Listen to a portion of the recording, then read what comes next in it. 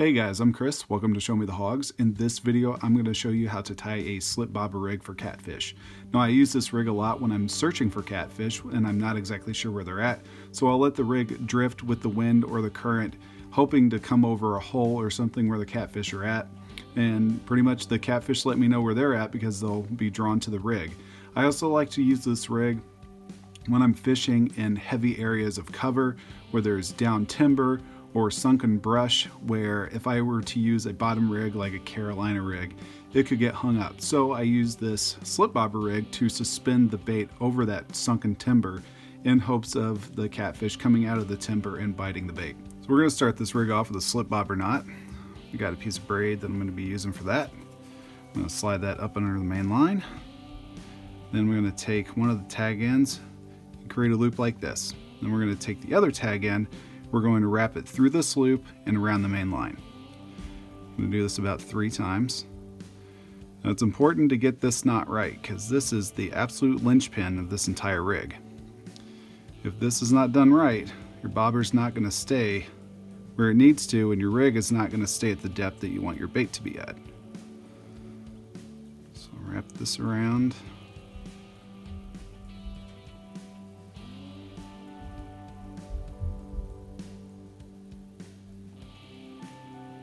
And it's going to look something like this once you've made your wraps.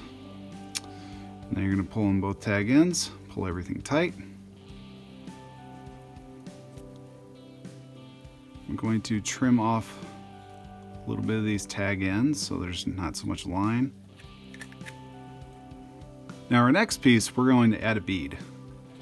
And a bead is important because this bead is going to prevent our stopper knot from sliding up into the bobber.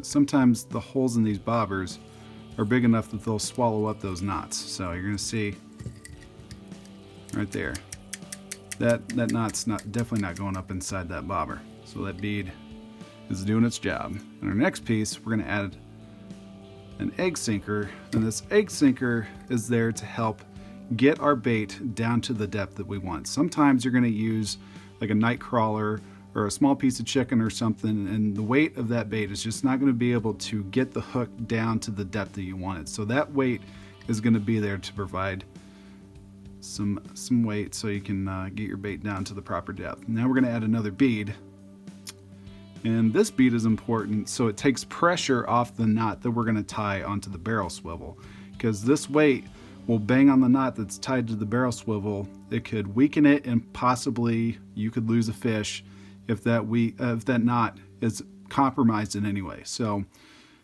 that's why that bead's there. And now we're gonna tie a polymer knot. I'm gonna double over my line. I'm gonna thread it through the barrel swivel.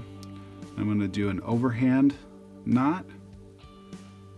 And I'm gonna take this loop that I've pulled through that loop at the top of the barrel swivel, and I'm gonna pull it tight. And this is going to complete the polymer knot, and the polymer knot I cannot recommend enough. It is my go-to knot. I use it all the time. And so that completes that. I'm going to trim off the tag end.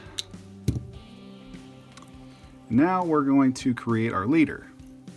Now the leader, I am using 30-pound fluorocarbon. Now this is 40-pound fluorocarbon on the main line. Now the reason why I'm using 30-pound fluorocarbon for the leader is if I need to use lighter line if in the case I get hung up on something in the water and I need to break my line. The chances of this leader breaking, because it's such a lighter line than my main line, is almost guaranteed. So the only thing I'm really going to lose is my leader and my hook, and I can save the rest of my rig.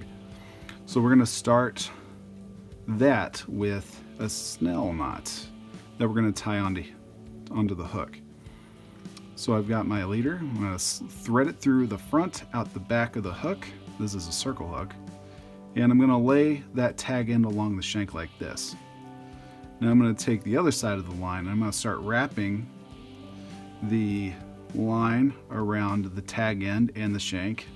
I'm going to do this about 10 times. All right, now that that's done, I'm going to take the other end of this line, and I'm going to thread it out the back of the hook through the front, and I'm going to pull it tight. There you go. Now we're going to take the other end of this line, we're going to tie it onto the barrel swivel. Normally I'd use a polymer knot, but I won't be able to wrap the line around the barrel swivel, so I'm going to use an improved clinch knot, which is my next go-to when I can't do a polymer knot. I'm going to thread the line through the barrel swivel, and I'm going to wrap this about 4 or 5 times, and then I'm going to take the tag in and thread it through the loop at the bottom of this knot, and then it's going to create another loop right here, and I'm going to thread the tag in through that. And once I have that in there, I'm going to pull everything tight, trim off the tag end,